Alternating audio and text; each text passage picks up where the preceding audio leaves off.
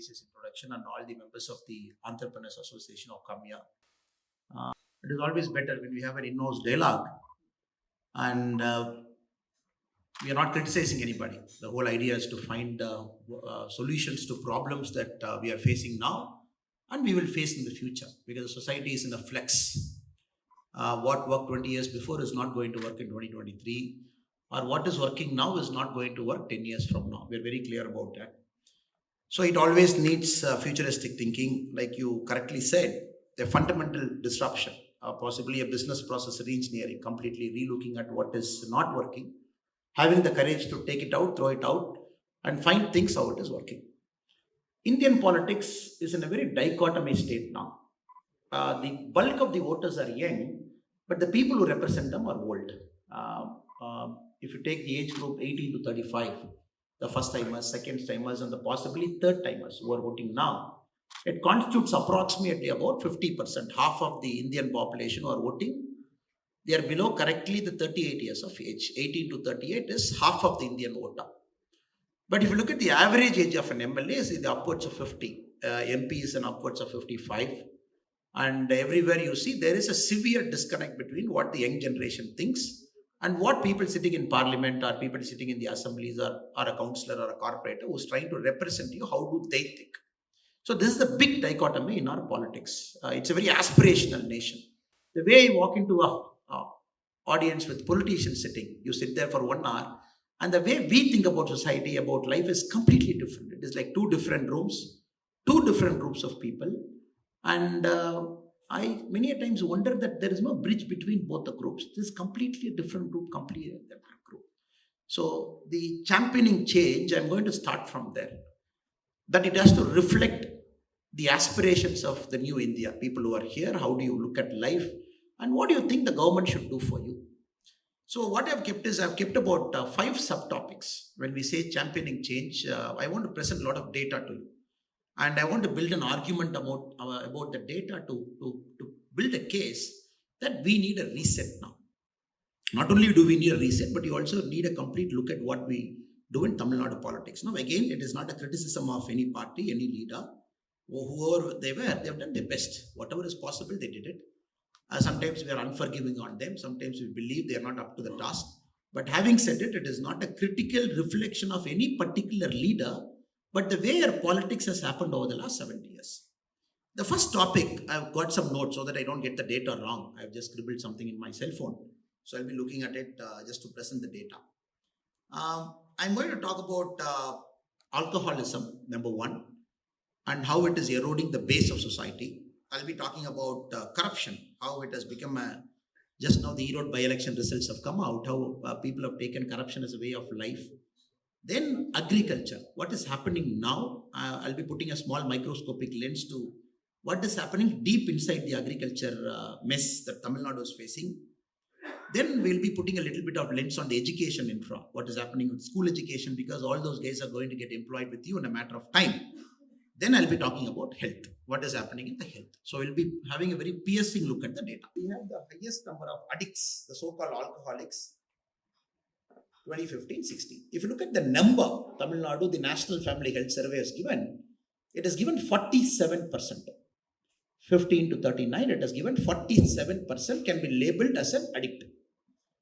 If I slightly get into Kerala, it is 37%, Karnataka is 29, Maharashtra 21, Gujarat 11, Rajasthan 16, Madhya Pradesh 30, Uttar Pradesh 22. Just to give you a map of how each states are, because you are going to get manpower, labor, and the next generation of entrepreneurs there. Bihar 29, Jharkhand 40, Bengal 29, Odisha 39, Andhra 35. Oh, we have covered most of the states now. Puducherry 41. Again, if you go to North East, slightly high, 45, 47, 49. Arunachal is at 58, the border state. Tamil Nadu, for an industrial powerhouse, for an economic powerhouse, which is aiming to be a $1 trillion economy on our own, 2015-16, we are at 47%. Now, if you look at the per 1 lakh population in a state, per 1 lakh population, what is the number of liquor shops each state has got? Like Tamil Nadu has got a liquor model. We have got a TASMAC, which is owned by government. UP has also got a very thriving liquor industry, but completely owned by the private sector. licensed by the government. For every 1 lakh population in the state, we have 6.5 liquor shops catering to them. 6.5 liquor shop catering to 1 lakh population. And again, we make the highest revenue, 36,013 rupee crore is the last year revenue, 2022, end of financial year. We made 36,000 crore in liquor. So what is it costing? Fine, there is one argument that politicians like me can come and we can talk about liquor and this, that, and numbers, 47% and everything. What is it costing? Okay. Now when we put a little bit of microscope and see, we all know every year the National Family Health Survey focuses on a specific thing. Like 2014-15 focused on alcoholism. 2019-20 focused on the abuse on women. The spousal attack, the acid attack, the mental torture, the sexual harassment at workplace. 2019-20 focused on that.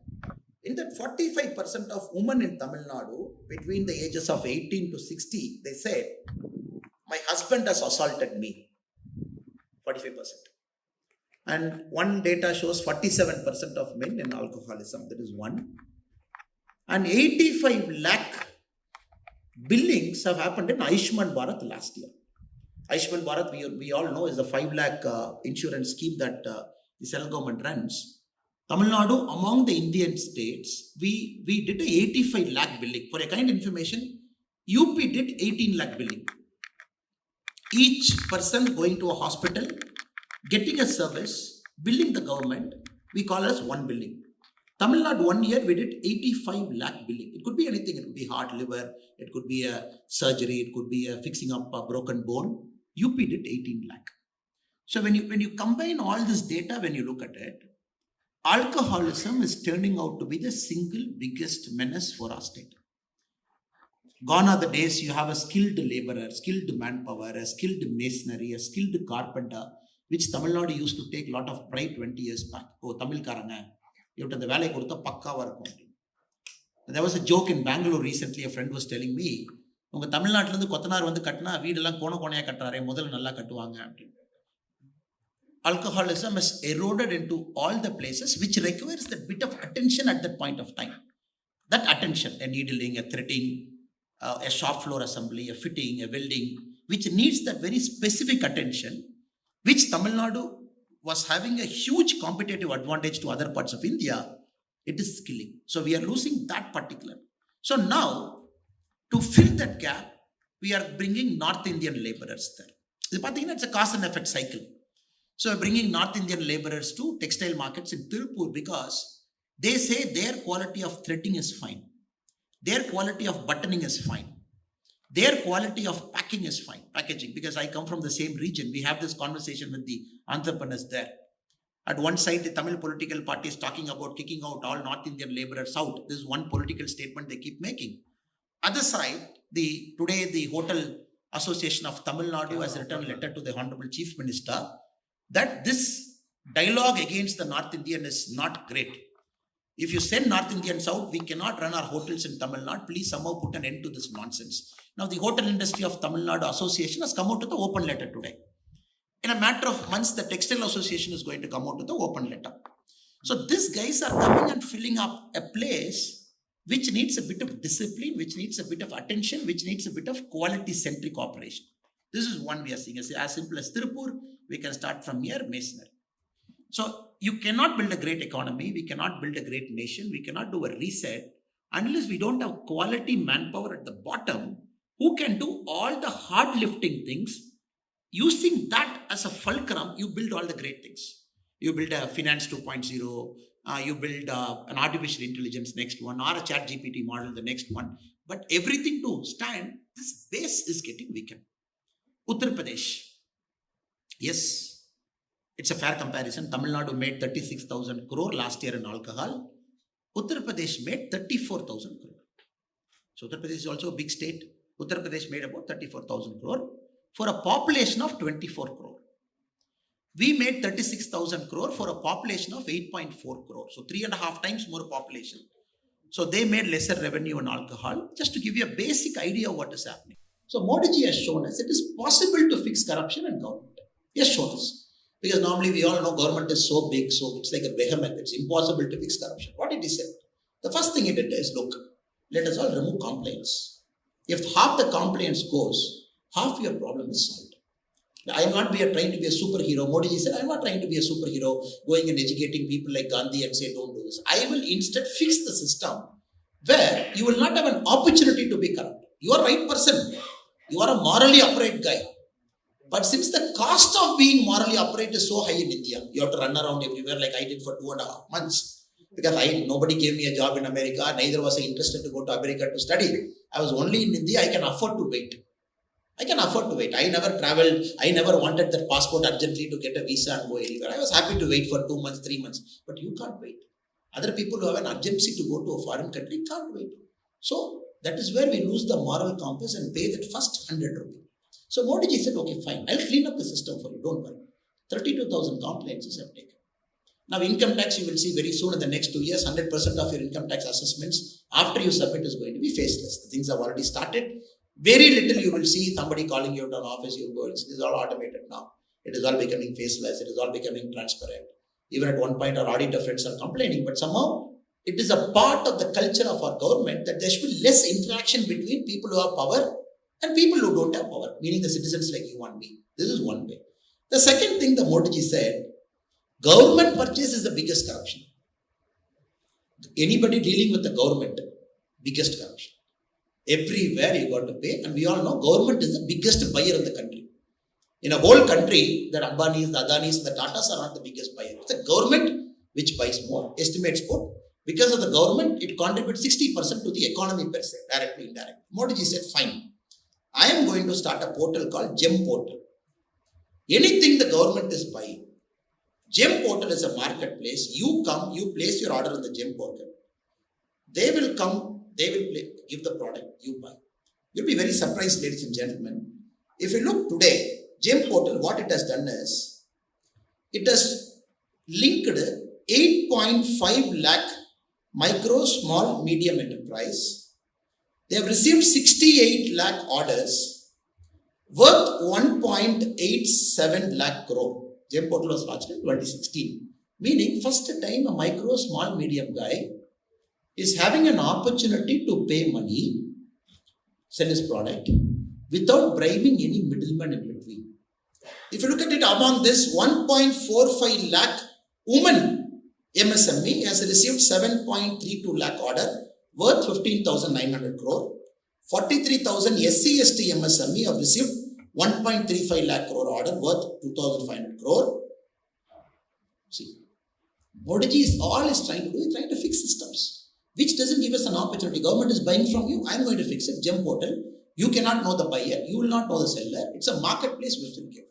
In fact, Modi ji in one of his Man Ki Baat program, he very proudly said, the flask that I am keeping in my office, in my table, the Prime Minister's office table, that flask came from a self-help group in Dindikkal, Tamil Nadu. My office wanted a flask. Modi ji's office, Prime Minister's office. We placed an order in GEM. We found a flask vendor in the GEM. We brought it from there. Later I found it is from Tamil Nadu state, a self-help group woman from Dindikkal who put the flask there. There are miraculous stories like that. But it's trying to set an example that corruption can be eliminated. Second, zero tolerance for corruption as a country. What made Lee Kuan Yew of Singapore, the miracle man of Singapore, a small fishing hamlet, Singapore, very high level of corruption, somehow with an iron rule, he made it like an economic miracle. One, the government's zero tolerance for corruption. The two, government zero tolerance for administrative corruption. The government zero tolerance for anybody who is doing big corporate corruption. All three things he started fixing. It's a 15-year process. He fixed it. Now probably Singapore we all see as one of the most transparent. Now the civil servants can never be touched. I was a former civil servant. You can never touch them because they are the system. In like Kashmir Files movie, you have this very famous dialogue. You can be the government, but I am the system. So anybody can be the government. You can come for 5 years, enjoy and go, but I am the system. So nobody had the courage to touch them. How did he touch them? He said, look, corruption allegation, charge sheet done, you have to return. Or we will dismiss you. 2014 to 17, you saw cleanups among the IRS officers, among the IAS officers, among the IPS officers. People were made to leave jobs. You see a pattern, how it was happening. It is slowly, it's a big country, sir, 135 crore people. Tomorrow morning we can't just put a signature. It's a highly federal republic. Some states are deeply corrupt, some parties are so corrupt, some ruling parties encourage corruption. And you are a prime minister of a country, you have to fix systems in small ways, here, there, then you build the overall structure. IRS got retired, IPS got retired, IAS got retired. So probably at the top level in civil service, there is a little fear. I'm not saying, oh great fear, civil service have got reformed completely. They are also human beings like you and me, so they are also part of society. But there is this fear that is put into them, God's fear that is put into them. You are corrupt, we catch you, you go to court on appeal, then this process of charge sheet goes here and there between the government and you and the court. We will compulsorily retire you because there is a clause in the IPS rules, in the IAS Act, everything. So, one level. Next, corporate corruption. NPAs, non-performing assets. You look at the Videocons to ICICI banks to here and there. And in India, there is always this theory that big people go scot-free. And now the rule is, after we took power, and when many of the previous NPAs were being examined, especially 2004 to 14, who took loan, how did they take loan, what is their collateral, then 2-3 people scooted. You saw the Malayas and Nirav Shah, Nirav Modi, they got scooted because when the banks were encouraged to tighten, when many of the bank CMDs were forced to retire, not only it was happening for the top officers, even for the bank CMD it was happening. Anybody loan book not being kept proper. So, I would say it's a work in progress. It's happening. But for a state like Tamil Nadu, when you have to champion a change in corruption, you got to be ruthless. If you're not ruthless, it is not going to happen. So, of course, you will pay a price. Anybody who's ruthless in politics, ruthless in system, and a lot of people will come after you. But only way to fix corruption in Tamil Nadu, you got to be ruthless. Make almost all the services online. Birth certificate, please don't come. Wherever your child is born, in the hospital, apply online, give your digital signature certificate, 15 days it will come to your email, just collect it and go. Death certificate, please don't come. In India, these are the biggest things. Income certificate, please don't come. We will do via digital signature. Some states like Karnataka, Punjab, they are calling this as Sakala, Enforcement of Service Guarantee Act, meaning they are giving services to citizens saying you don't come, apply online. But Tamil Nadu, hardly 2-3 services you get online. Every single service is offline. Mic license, to get a mic license, you want to enjoy music today, or probably Leela Palace wants to do an outdoor party today. Youngsters want to have a good time outside. You ask a Leela Palace manager how many licenses he has to get. I was a DCP Bangalore. I must have given 1,000 licenses in my life. The short term I was in Bangalore. You get a police license. Then you go and get a liquor license for this particular class. Then you go and get this. By the time these fellows will go everywhere, he will say, Are yaar, 10,000 rupees here, 10,000 rupees there. Then after 10 o'clock, you want to illegally operate the thing, pay another 25,000 to the local station. So because you haven't kept anything online, you have kept everything offline. You allowed a human interface between two human beings, one who has got power, one who doesn't have power. When this guy is mingle, boom, then it gives rise to corruption. You have to fix it slowly, steadily. It's a slow process. No country becomes non-corrupt overnight. It's a journey. We all have to take this collective journey as citizens, right from an auto driver, right from a bus conductor, right from a guy who's in an entertainment theme park who's standing in the gate, right from a corporate guy, right from a bank CMD. It's a collective journey. For that, education, awareness, fear, rule of law, punishment, certainty of punishment. Not I get caught today and 25 years till my grandson is there, I will fight the case in the court. Then my grandson will fight on my behalf. Certainty of punishment. So all those things have to be fixed. But I personally believe it is possible. It's a matter of time. Now the next PM said, all the government money I am giving you will be online. None of my money will be offline. Any money I am giving you will be online. Just PM 2 days back, 13th installment of PM Kisan, he pressed a button. He pressed one button. 13th installment of PM Kisan. 2,000 rupees every 4 months. They get 6,000 rupees every year. Press of a button. Tuck. Next second, the farmer gets a message. 2,000 rupees credited to your account. So and so. PM Kisan. Likewise, the subsidies, the fertilizer subsidies, all kinds of money that get into them. Every single transfer of money, including the 100-day rural Rural Employment Guarantee Act, what we call the NREGA, every single transaction, their salary goes into their account directly, because we are the world leaders now. In G20, India's time this year, the first thing we are trying to propagate to the whole world is that we are the world leaders in digital transaction. Very proudly we are telling, which is true. America, China, combinedly, you are only doing 47% of my monthly digital transaction. If India is doing 100% monthly transaction, both Americans and Chinese combined together, you are doing only 47%. If you look at the February 2023 data, the digital transaction that we did, you'll be very, very amazed, sir. Whole of India, February 2023, digital transaction we did 12,35,000 crore. The transaction is 750 crore transaction. It could be buying a tea in a shop, newspaper, morning, Paytm, bus, Paytm, Google Pay. We did 760 transactions, 750 crore transaction in February 2023. The month just got ended in India. Worth 12,35,000 crore to 12.35 lakh crore. February 2023, China and America, it was 47% of this. They did 5 lakh crore in digital transaction. We are the world leaders. Because they are 135 crore people. You have an Aadhaar ID, then you have a bank, you are trying to interlink, you got the correct beneficiary, you did an Aadhaar seeding to him, so that you know what is going to which beneficiary. Nobody can escape. We are the world leaders. So at G20 this year, the team, we are teaching Americans how they can better do digital transaction in US market. They are looking at linking banks now, core banking. We have got multiples now. America, you give a banker's check, when will it get credited to you? So this is one thing where rightfully we are proud, because Modi ji championed it.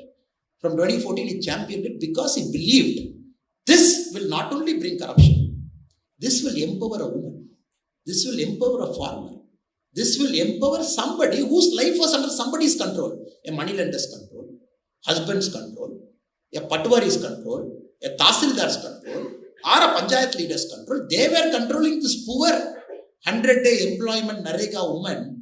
When we took power in 2014, it was 210 rupees. This woman was not getting 210 rupees. This woman was not getting 20 rupees. He has to bribe. Only then your NREGA attendance will be taken. 190 comes. 190 comes. Then, if you look at the NREGA market, anybody has got the time to go to a rural area, sit under a tree and see how they work. For 50, 60 people, there will be one guy controlling, because he will allocate work to them. NREGA, we have to understand, it is not 100% whoever wants employment will not give. It will generate a certain employment, it will distribute to the people who want it. So this guy will control that demand supply. So he takes another 15 rupees cut. This woman comes under the hot sun, he works all day. By the time she goes, 35 rupee cut is taken. So 210, 35 taken, it is 185, 175, 175 rupee. Now the NREGA salary is 280 rupee, because we have indexed it to inflation. Now 280 rupee, ladies and gentlemen, to the last paisa, it comes to your account. Last paisa. Transformation. She is not bothered, but there is no bloody power structure in a village. There is no this patwari fellow or a panchayat fellow who will come and own that woman. Nothing. Rajiv Gandhi ji, a former Prime Minister in 1985, Kalagandhi, Orissa, he said, what kind of country will live? We just came from US. He was just a pilot in India. He said, look, what kind of country we are living in? 85, Kalagandhi, Orissa. For every 100 rupees we send from Delhi, the last guy is receiving only 15 rupee. 85 rupee, the middle fellows have eaten. What kind of country? Now we can very confidently say, as a country, 1 rupee I sent from Delhi, the last village in Kanyakumari called Takale, he gets 1 rupee there. So, systemic reforms, championing change, taking the hard decisions, not afraid to lose an election, looking politics beyond election, that is Narendra Modi ji for you. In Tamil Nadu, we can do that. I am very confident, but you should not be bothered by this short-term compulsion. You might lose an election here and there. You should not worry. When BJP comes to power, I am very sure we will have this iron-willed individual. Whoever sits in that power, whoever takes that seat, he will have that iron heart. Not afraid even for a second to make that hard decision, because corruption has to be rooted out of this generation. In our generation, if we don't take corruption out, I don't think the next generation is going to appreciate us for who we are. The third topic I'm getting in is agriculture. I know I'm taking time, sir.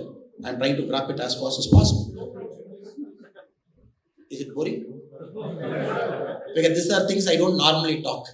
We all give political passions. You have to have this kind of an audience that wants change and which is very comfortable with the data. When we speak, they should connect with data. We look at agriculture. If I'm making a very bold statement that Tamil Nadu has failed in agriculture, it is not false. It is 100%.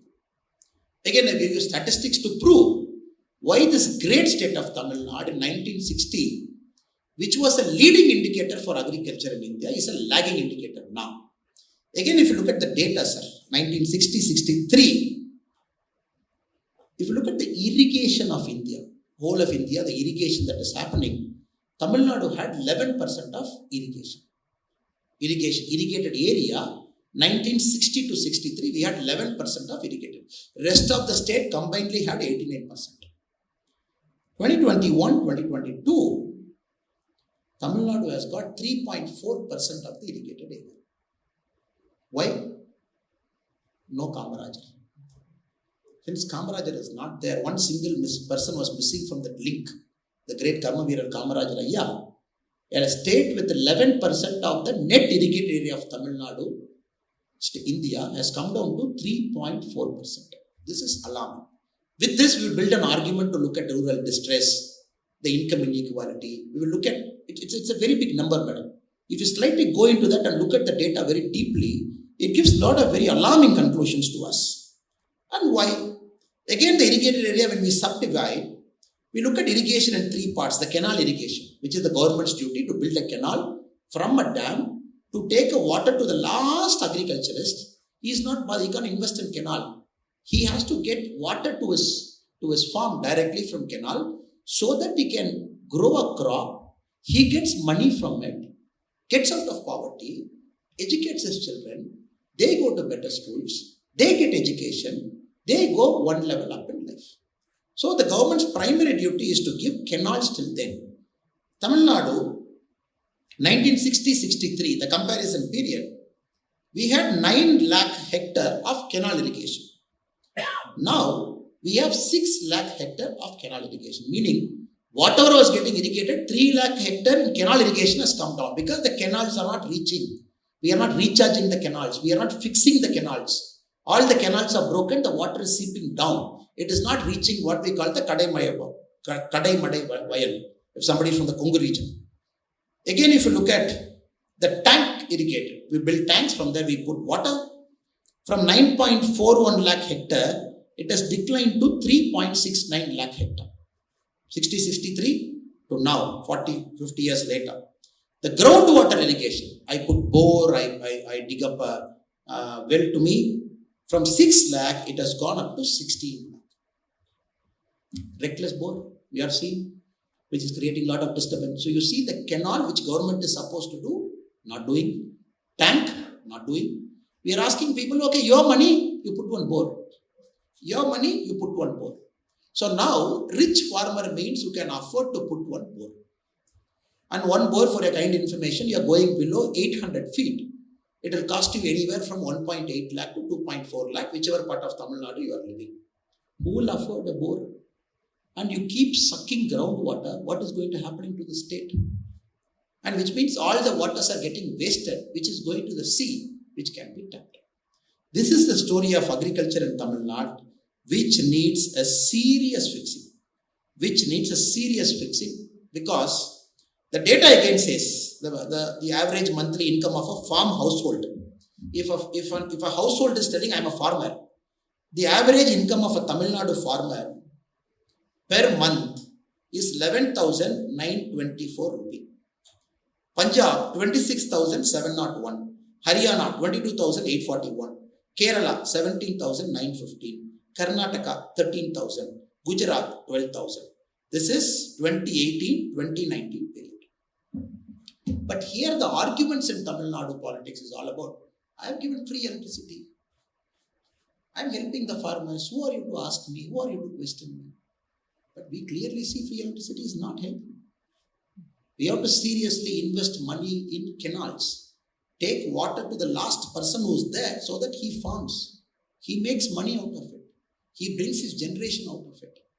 Now some states like Karnataka, what they have done is, they said, okay, PM sir is giving 6,000 rupee PM Kisan. I am giving 4,000 rupee. So Karnataka farmers, they get 10,000 rupee. 6,000 from PM Kisan, 4,000 from state. They supplement the income by 10,000. In Tamil Nadu, neither that is happening. And many other farmers are forced to sell out and come. They're becoming alcoholics also because of the task mark. So you see, sir, how everything is interconnected. Alcoholism, there is one level that is up. Then you have the farming, which is doing very poorly. You have to fix it. Then you have corruption in the middle, which is fixing it. Yesterday, I saw somebody in Pongal time, Pongal, Tamil Nadu. He was taking on token and running. I said, where are you, brother, going?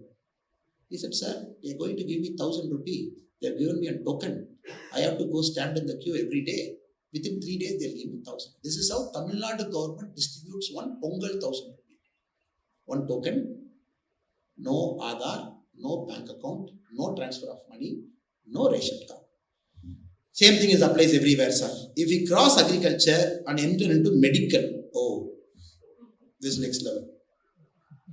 I keep seeing the Tamil Nadu ministers in Global Investors Conference.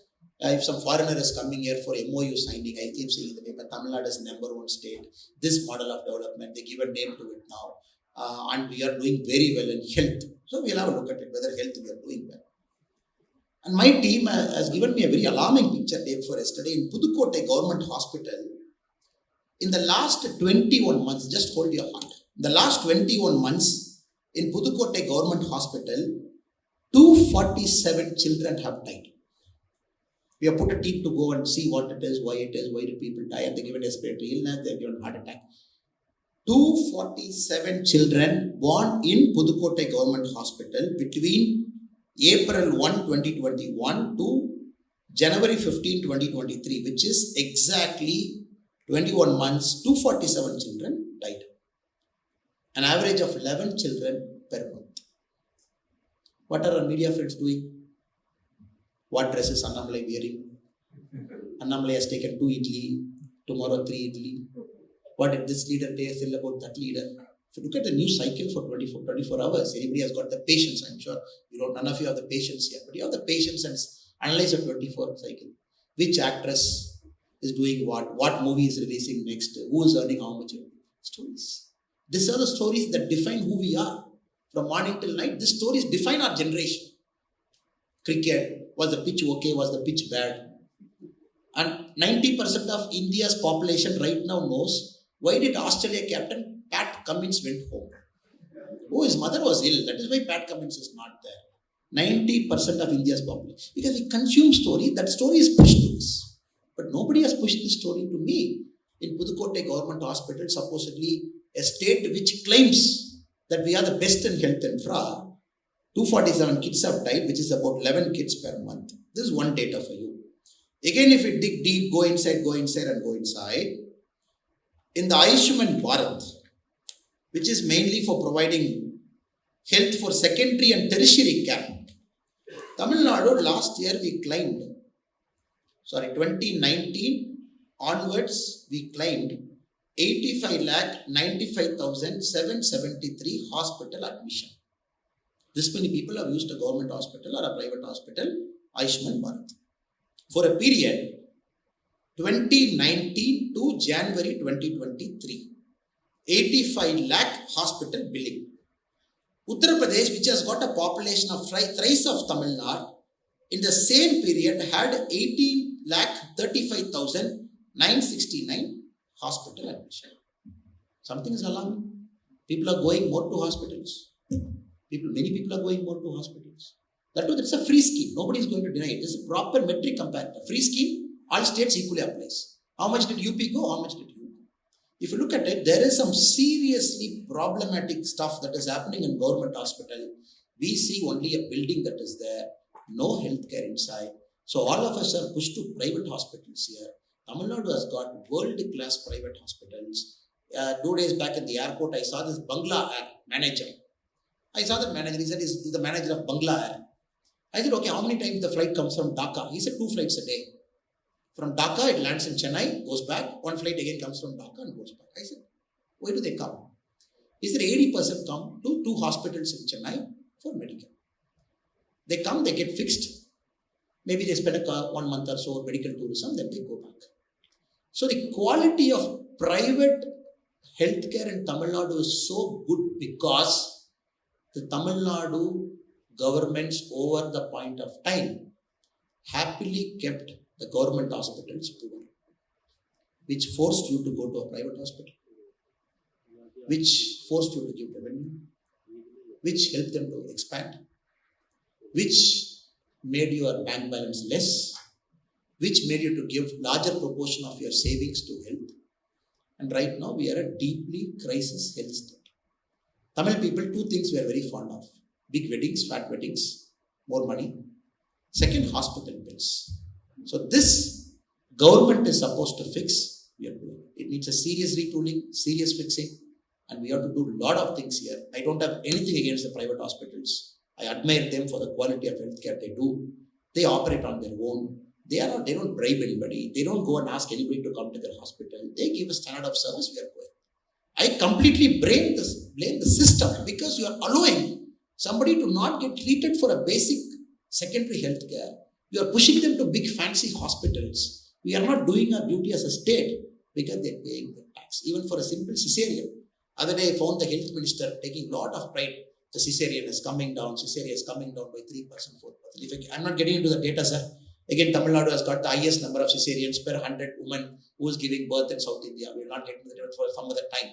Today we are just having an overlook at what is happening. Seriously crumbling, failing health infra in government.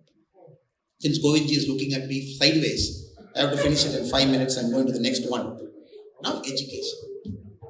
The best is education. The best is education. And Tamil Nadu takes a lot of pride in our mother tongue. Rightly so. Anybody should take pride in their mother tongue. Anybody who's here, who speaks Hindi, who speaks Bengali, who speaks Gujarati, who speaks Tamil, it is only right that we take a lot of pride in our mother tongue. All mother tongues are great, fantastic. Recently, Stanford came out with a study. The Institute for Competitiveness, Stanford, it came out as a study. It reviewed 86,000 students across 10,000 schools in India. Recent study, you must have seen in paper. 10,000 schools, 86,000 students. One thing they measured: proficiency in mother language, mother tongue, proficiency, global proficiency. They kept a global benchmark. You know who came last? We. 9% of students who speak Tamil were benchmarked to global proficiency. 51% of Punjabis marked to global. This is a state which says Tamil pride, which did politics on Tamil, which did politics on exclusion, which never allowed any other voice to be heard in Tamil Nadu over the last 70 years. The Stanford Institute of Competitiveness study, it says 9% of Tamil students, mother tongue can be ranked to the global proficiency. Punjab is at 51. This is just an argument. Okay, sir, this is one Stanford guy, the white guy has come and did a survey. I am not going to believe the survey. I am a proud Tamilian, proud Indian. Let some Indian guy do a survey. Okay, fine. Our NCRT did a survey. We did a survey on two things. Learning outcomes. If a student is in a particular class, what is the learning outcome? Now, Tamil Nadu, we come last among the southern states in terms of learning outcome. Class 3, class 8, basic arithmetic, basic mental comprehension, they measure. We come last among the southern states. Again, if I give you a number, there's nothing great in coming last, madam. I'm more worried about the numbers also.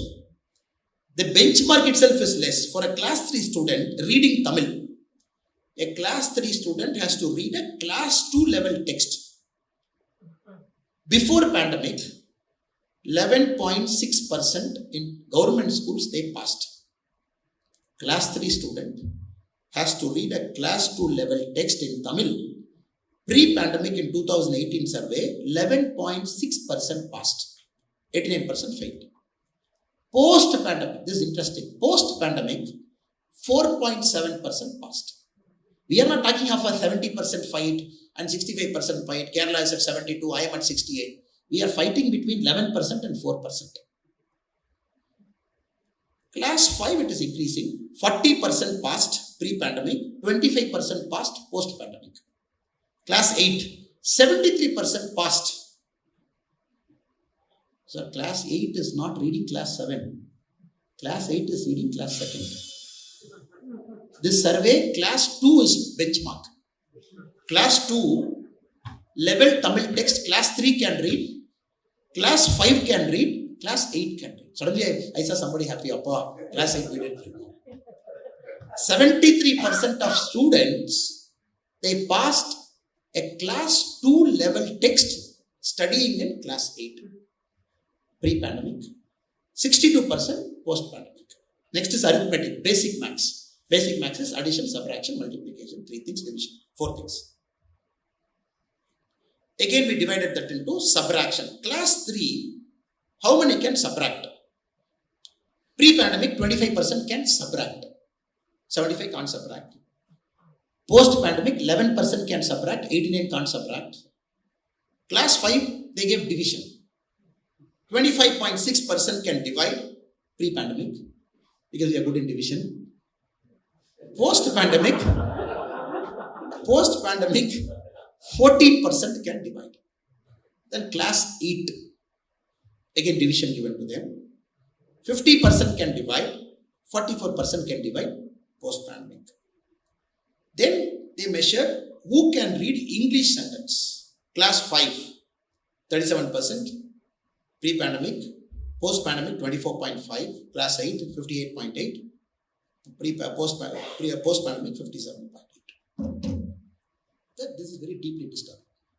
Deeply disturbing because the government school somehow we have taken for granted. I remember when I stood in elections, there was an association for government school teachers. He was canvassing against me. One day I saw this guy. He comes from an organization called Jacto Geo. I said, brother, you come here. We'll have a cup of coffee. I don't have anything against you. You don't have anything against me. I'm here to somehow reform. I'm doing my politics, going and appealing to people to vote for me. Why are you campaigning against me? He said, sir, if you come to power, you will increase the workload of teachers. What is this? And we don't want this new pension scheme. We want the old pension scheme. You are supporting new pension scheme. I'm against you. That is a debatable point. Over a cup of coffee, we can sit down and talk about the merits of it. But the first point, you will increase the burden of teacher. Rightly so. Now you can link the NEET result. Why politicians are afraid of NEET. Why NEET is a bogey. 10 years back, in the All India Civil Service, when Tamil Nadu had 22%. Meaning for a 850 admission, we used to have 114, 117, 120 admission in IAS, IPS. We are between 30 to 40.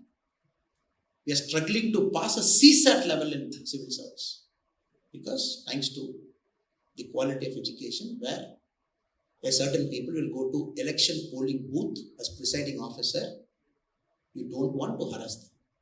Who sits in polling officer, presiding officers at polling booth? Teachers. And no government wants to take panga with the teacher. And everything collapsed. Then the school education minister very proudly says, I am not able to improve the quality of schools because what can I do? 92% of my budget goes into giving salary only. I have only 8% of budget left with me. How can I improve schools? How can I build buildings? That is why Tamil Nadu, you see the school buildings falling and kids die. Now my first part is over, sir. The second part is an alarming matter, which I'll take 5 minutes before I get to sit in that chair. I was having a walk in Benares recently. We were going for a walk with a professor from the Benares Hindu University 2 months back. And I am a very proud Tamilian. Whatever you say, I am a proud Indian, proud Tamilian. I will not leave my heritage like most of you here. I will not leave my mother tongue. Of course, I will not leave my country. These 3 things are very important to me. And we are having a banter. I said, how is UP doing, sir? Yogi ji, bulldozer, how is it happening? He said, Arey yaar, okay, we'll have an argument. I said, TK sir. He said, have you heard of the Napoleon Bonaparte's quote about China? I said, I haven't heard. You tell me the quote. He said, Napoleon Bonaparte, many years back, he said, please don't wake up China. If China wakes up, the world will tremble. Till China is sleeping, we all can do world trade, we can do divide and rule in Africa, we can do everything. Moment these buggers who are sleeping from 6th century after the Ming dynasty, if they wake him up, we are in trouble. So China was comfortably allowed to sleep. Such a big country, such a rich cultural civilization country. Then somebody woke up China, by Ma Zedong in 1950, he wanted to experiment something. Ma Zedong wanted to experiment something in cultural revolution. Then Ma Zedong later. When China suddenly woke up, we are seeing the results of China now. 1960, 70, 80, 90, 2000, what is happening? Then the professor told me, actually, you should not have allowed UP to open up. You have allowed UP to open up, brother. Now you will face it. UP sleeping was an advantage for southern state. UP sleeping was an advantage. No government, 1 year this CM, second year that CM. Somebody will demolish a building, next CM. Okay. Then what happened? One Yogi ji happened. One Modi ji happened in Delhi. Then this guy came. He said, "Arey yaar, you give me one majority, I'll fix," Modi ji said. "You give me one majority, I'll fix UP." Then Modi ji made Yogi ji as CM. First he fixed law and order. He said, anybody touching, not only will you lose a hand, you will lose a house also. Bulldozers will come and everybody is like, "Arey yaar, even if the court is low, my house will go next day. I am not touching." All the gang fellows and all, he came, he said, "I am not going to shoot, I am not going to kill, please I surrender." This is the first 5 years. Once he fixed up the law and order, then the miracle started happening. You'll be very surprised, Govindanji. Which state had the highest number of startups last year? Startups registered in a startup portal. Maharashtra had the highest number. Which state had the second number of highest startups registered in startup portal? Uttar Pradesh. Tamil Nadu is number 4. Suddenly this 24 crore people have woken up. Suddenly empowerment, freedom. Women can walk at 8:30, 9:30, 10:30 in the night after finishing a night shift and come back to home. Suddenly the gross enrollment ratio for a higher study, which Tamil Nadu was leading at 52%, UP was at 16-17%. Suddenly Yogi ji is pushing it to 30. Next year it will go to 40. In 5 years it will go down to 50. 24.5 crore population getting educated, getting empowered, going to engineering schools, medical colleges, happening breakneck development. All these guys in 10 years, what are those guys going to do? Will it not change India's trajectory, sir? It is going to change right in front of our eyes. Here, what are we saying? A North Indian means only Pani Puri. One minister. You see, 10 years, what is going to happen? Education minister who is supposed to educate and see how the world is changing, trends are changing, where Tamil Nadu should be there to maintain the number 1. North Indian means only Pani Puri. Okay. How many airports UP has got, sir? 11 functional airports. Planes are landing, planes are taking off. How many airports we have? We have 5, but we don't have night landing in Toothukudi. We are trying to strive our best to expand Chennai, which we might expand anytime soon. The Terminal 2 of Bangalore is 2 times bigger than the Chennai airport as a whole. I'm talking of one terminal. 2 days back, I couldn't land in Bangalore from Bangalore because there was a congestion. 45 minutes we were there. Then finally they found one landing slot at 11:20 in the night. We landed. You will not see, first time in my eyes I saw the bus which goes from the bay to the terminal. I found 16-17 buses standing like a queue. Then I was telling my Bangalore friend, "Arey yaar, you had road congestion in Bangalore. Then you had train congestion. Then you have flight congestion at the top. Now you have bay congestion." He said, "Arey boss, what can we do? We are growing. That is why Terminal 2 we have just opened. It has got another 32 landing slots. We'll open that also. Why are you worried? Give us 6 months." That is the level of thinking. Here we are trying to think, when rain comes, how can we fix the road? In front of us, this politics is going to go for dust in 5 years. It is going to go for dust in 5 years. The aspirational generation is not going to take things for granted. He is not going to take things for granted. What? How long will you talk about language pride, north, south, this nonsense, that nonsense? Other day, a startup, last meeting, a friend was telling, one senior vice president from a big telecom company in Norway, he landed in Chennai. He's supposed to come to his office. He went there with bouquet and all he received. It's an order between Infosys or him. So all big drums, gims and all, band, bajo, and they put him in the car. And he was looking at Chennai airport and saying, okay, yeah, fine. Then they took him. Then near his office, there was a big garbage dump, which he told me they were trying to take that garbage dump out. He couldn't do. He saw everything. Then finally, he made him to go there. Then finally, the moment he landed in Bangalore, he said within 4 hours, he signed that contract to Infosys. Now, you have to understand the opportunity cost you are losing because of some dumbhead sitting somewhere in a power and signing with greeting. No vision, nothing.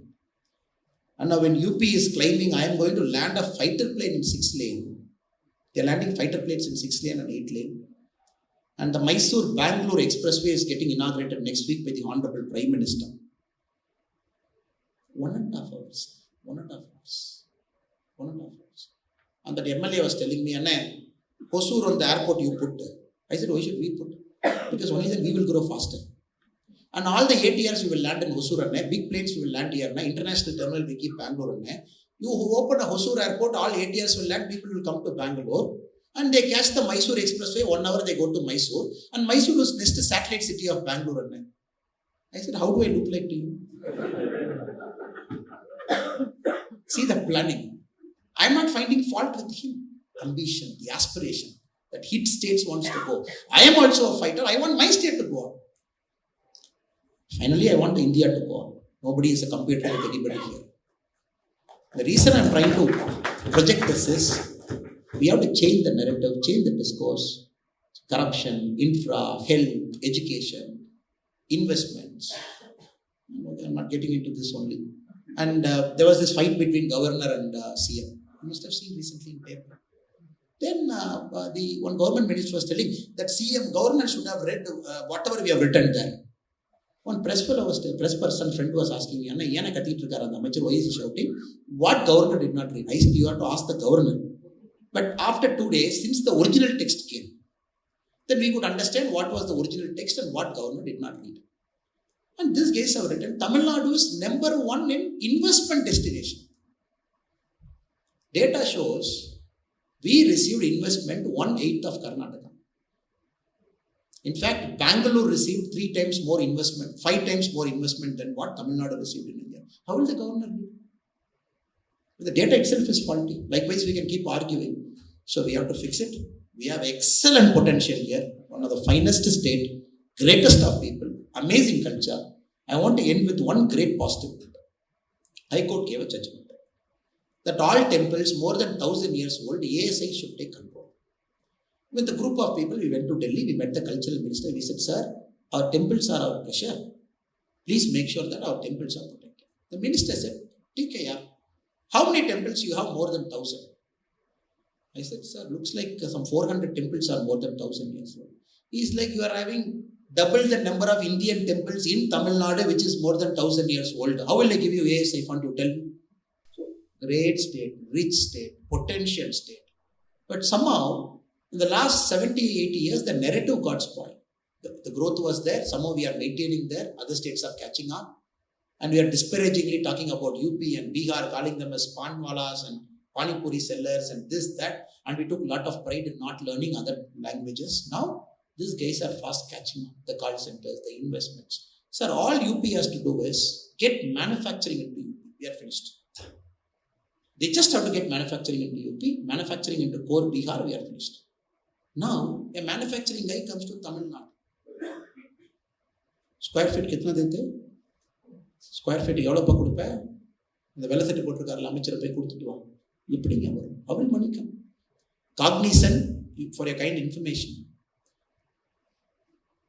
They got this Sarbanes-Oxley Act is there in US, which prohibits any multinational company operating out of US. They say, you are a US-based company, you operate outside US, you bribe somebody, but we'll punish you by US law. Which is a very fascinating law they have, the Sarbanes-Oxley Act. And Cognizant got caught. Why did they get caught? They fired 2 vice presidents, CEO, many people got fired at that point of time. He said, to open the Tamil Nadu office in Chennai, which we had built, to get permission, we are bribed. And very beautifully as documented. I bribed this person this many dollars, this person this many dollars. The cost of doing business in Tamil Nadu. Yes, it is there. People got fired. Here nobody got fired. They all stood in elections. Somebody won as minister. Somebody came back as MLA also. So I personally believe it is our generation which has to take some risk, which has to chart a new pathway, which has to reimagine things. Because for our state, we have to do it. We can do it. If we don't do it, it's a matter of time before Tamil Nadu is going to be the laughing stock of other states of India, especially Karnataka, Maharashtra, UP, Haryana, Rajasthan, many states. Let us do it with new reimagination. Let us not disappoint our youngsters who go into school. We should get the best education. You should not be struggling to read 22%, 67%, 70%. Not disappointed. For any taxpayer who is getting into a government hospital, let him get a good quality of patient care. Farmers who live in, including my father and grandfather, who earned only through farming all their life, let them at least have that certainty water will come with government support and they can do some farm. I'm not getting into law and order because it should not look too much pessimism for you. This person has come and blah, blah, blah, is given data. The reason I'm trying to paint is, you are given me championing change. The topic is championing change. We have to say, these things are rotten. We are fixing it. We are changing it. And this is doable with all of you combined together. And thank you for your patient listening, and especially for Govindanji, who is urging to get out of chair and get me, but still is holding on. Thank you so much. God bless you.